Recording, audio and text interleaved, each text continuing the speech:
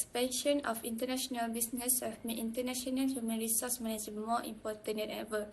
Unlike domestic HRM, which deal with a single culture and legal system, HRM must work across multiple countries and contexts. Because of this complexity, multinational corporations need flexible and context-sensitive HR strategies to operate effectively. They face different labor laws, economic system, and societal expectations, which make one-size-fits-all HR approach impossible. HRM is typically guided by four core pillars, which is international labor relations, global talent management, international composition, and general operational challenges. Altogether, managing a culturally and legally diverse workforce demands a comprehensive approach to HRM. It's not just about hiring or paying employees, it is about aligning HR practices with global business goals while remaining responsive to local needs. So today, I'll be sharing the insight from our interview with Miss Nurhaliza, focusing on the challenges and strategy in international human resource management, or IHRM. So let's start with the key industrial relation challenges. So according to Miss Nurhaliza, one of the biggest issues when operating globally is the variation in employment law and cultural differences. Each country has a different regulation and expectations. So, for instance, in Mexico, employee-employer relations are shaped by local custom, which require companies to adapt their HR policies accordingly. Moving on to labor law and dispute management, the company relies on local teams to ensure compliance. So they also collaborate with legal departments from both of the home and host country. If labor dispute or strikes occur, dedicated HR teams handle them efficiently with cross-border cooperation. Now, regarding performance and talent management, employees are evaluated through KPI or key performance indicator. If a staff member underperforms, a performance improvement program may be introduced. Promotions are based on yearly performance rating, although they may not happen every year. And as for training and development, the company offers both e-learning and physical training. Soft skill and certification are used to identify and nurture talent for global assignment. So the focus on upskilling employees and preparing them for leadership roles across different regions. Now let's move to the second part, which is global composition and diversity strategy. Miss Nurhaliza explained that composition is not standardized across countries. Instead, it adjusted based on cost of living, tax regulation, and the staff position. For expatriate, benefits may include housing, transportation, and even education support for their children. When it comes to diversity and inclusion, the company ensures a cultural alignment by hiring local employees. This helps bridge the gap between local custom and the company policies. In case where there is a lack of internal talent, contract or third-party staff may be hired to meet the project demand. Legal and cultural alignment is also essential. Each country's legal system is respected and companies work with local legal teams to handle disputes. So at the same time, companies are encouraged to respect local working cultures, such as working hours or holidays. Lastly, Miss Nurhaliza shared a successful case from Maybank Group Technology Division. Here, scholar graduates are trained and upskilled internally for long-term roles, ensuring both loyalty and alignment with the company goals. To conclude, managing international human resource management globally requires not just knowledge of law and human resource practices, but also cultural intelligence and local engagement. As Miss Nurhaliza emphasized, respect, adaptation, and clear communication are key to successful global resource management. Now, moving on to the international labor relation. Multinational companies face major industrial relation challenges due to varying laws and workplace cultures.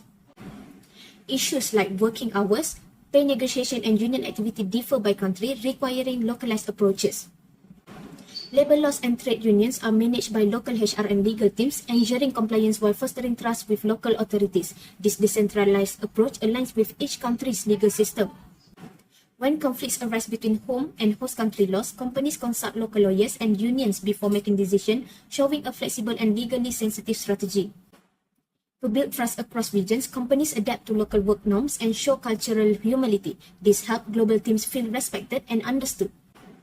Legal differences are viewed positively as learning opportunities. Adapting to different rights and systems improve planning and innovation. Finally, engagement is strengthened through shared global values, events and participatory platforms, which helps employees across countries feel equally included and committed. For global talent management, firstly, it focuses on hiring, training and retaining skilled staff across cultures. Companies use AI, blended learning and digital tools to ensure consistent development globally. Challenges include talent shortage, especially in fast-moving industries like tech. Cultural and language differences as well as visa rules add complexity. Inclusion and mentoring help address this. Successful initiatives include graduate to leadership pipelines and personalized training through AI and visual tools. This enhance engagement and long-term retention. Performance evaluation are designed to be fair and culturally sensitive.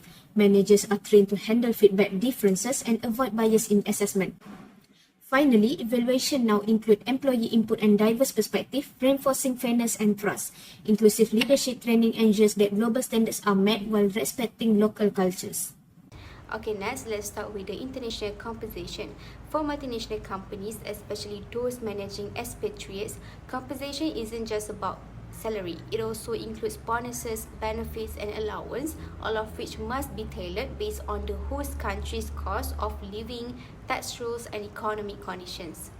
So the company we studied applies a localized compensation strategy. Okay, for example, expatriates in high-cost countries like Mexico receive additional allowance. So this aligns with the contingency theory, which suggests HR practices should match local environments, and it also boosts fairness and employee satisfaction. But this approach brings challenges like administrative complexity, higher costs, and even internal equity issues. Local employees may feel it's unfair if expatriates receive significantly more benefits.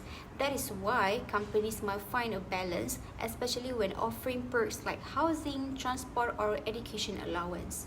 Okay, so moving to the IHRM challenges, the company also faced the difficulty of managing HR across diverse global markets. They tailor practices to fit each country's legal, economic, and cultural environment, again reflecting a localized approach. However, this creates complexity in the compensation frameworks, legal compliance, and maintaining consistency. So, they try to balance local adoption with global alignment using theories like system theories, which encourage integration while allowing flexibility.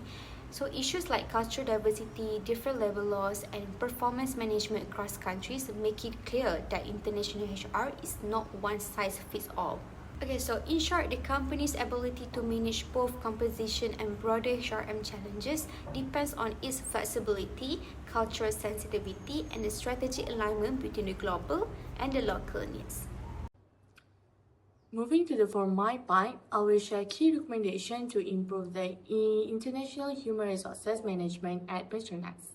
First, enhance international industry relations by providing cross-cultural training for human resources teams, allowing local adaptation in labor policies, and creating a centralized communication platform for sharing updates and best practices.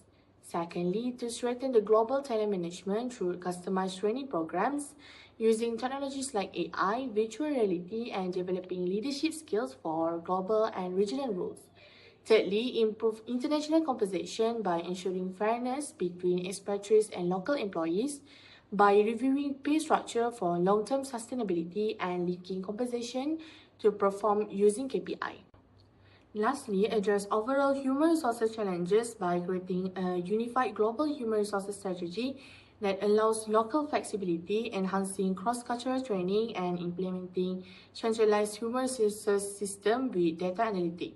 So for all these recommendation steps aim to align global standards with local needs and support PETRONAS in managing a diverse global workforce effectively. Review findings and related study, we can see that managing labor law, trade union dynamics and cultural expectation across different countries present a significant challenge in international human resources.